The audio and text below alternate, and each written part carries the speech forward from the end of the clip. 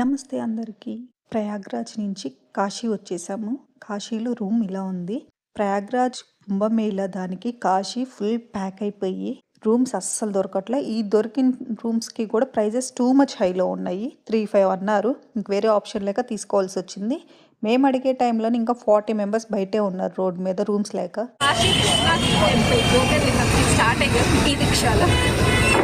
రోడ్డును చూసి ఏ టైం అయిద్దో తెలియదు దర్శనానికని ముందే టిఫిన్ చేస్తున్నాం. అసలు సరిగ్గా ఫుడ్ లేదు కదా. ఇక్కడ దొరికింది సాంబార్ ఇడ్లీ విత్ దోశ. అసలు ఈ ఇడ్లీ తింటుంటే ఎక్కడ మంచిగా అనిపించట్లేదు. కాశీలో తింటే చాలా బాగా చేశారు. అసలు ఎక్స్పెక్ట్ చేయలేదు కాశీలో ఇంత మంచిగా సౌత్ ఇండియన్ ఫుడ్ దొరుకుతుందని. టెంపుల్కి వెళ్తున్న రూట్లోనే ఉంది. ఇడ్లీ పైన చట్నీ సాంబార్ మొత్తం వేసి ఆల్ మిక్స్. ఇడ్లీ ప్రిపరేషన్ వేడిగా అంతే. దోశ.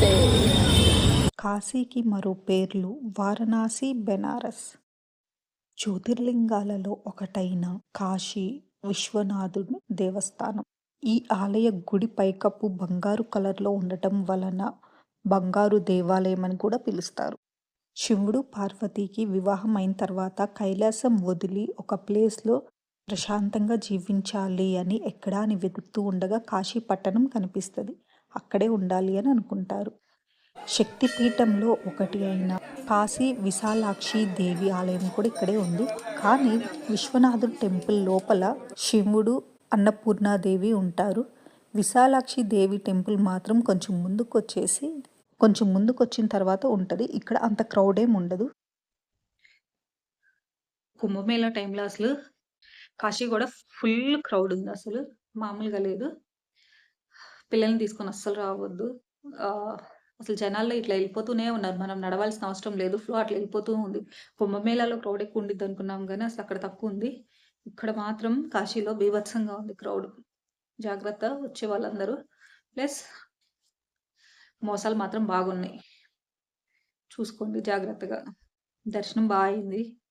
లైన్ చాలా బయటకు ఉంది. 300 రూపీస్ టికెట్ అన్నది డైరెక్ట్గా కౌంటర్కి వెళ్తే ఇస్తారు. కానీ అది మార్నింగ్ 9 o'clock వరకు 9:30 వరకే ఇస్తారు. మేము వెళ్ళేసరికి కౌంటర్ కూడా క్లోజ్ అయింది. ఆన్లైన్లో బుక్ చేసుకోవచ్చు దర్శనం టికెట్స్ 250 రూపీస్వి. అవి త్వరగా అవుతాయి. ఈ రోజు అయితే అవి కూడా 4 to 5 hours పడుతుంది అన్నారు. ఇంకా జనరల్ ఇంకా చెప్పాల్సిన అవసరం లేదు. ముందు బుక్ చేసుకొని చూసుకోండి. శివుడితో అయితే దర్శనం భలే అయింది. అన్నపూర్ణాదేవి భలే అసలు ముద్దుగా ఉన్నారు. తర్వాత కాశీ విశాలాక్షి అమ్మవారిది శివ టెంపుల్ దగ్గర నుంచి కొంచెం డిస్టెన్స్లో ఉండిద్ది. అవి వెళ్ళాలంటే ఎవరైనా తెలిసిన వాళ్ళకి రూట్లు సందులు గొంతులు తిరుక్కుంటూ వెళ్ళాలి.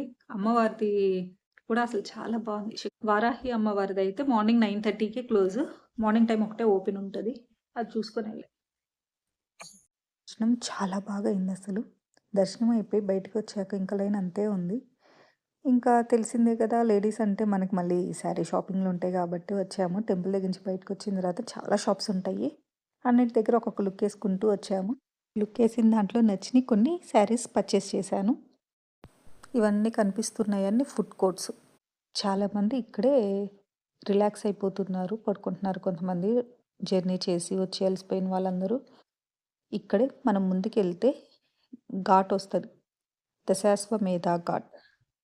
నాకు తెలిసి ప్రతి ఒక్కరికి కాశీ అన్నది కళ. ఆ పరమశివుడు దయ లేకపోతే మనం అక్కడికి వెళ్ళినా వెనక్కి వస్తాం దర్శనం అవ్వకుండా. ఆయన భాగ్యం వల్ల మాకు దర్శనం మంచిగా అయింది ఇంత క్రౌడ్లో.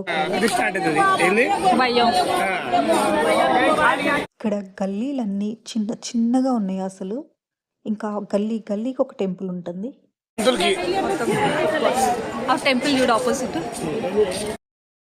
వచ్చేసాం దశాశ్వమేధ ఘాట్. ఈ ఘాట్ దగ్గర బ్రహ్మదేవుడు 10 అశ్వమేధ యాగాలు చేశారు అని చెప్తుంటారు.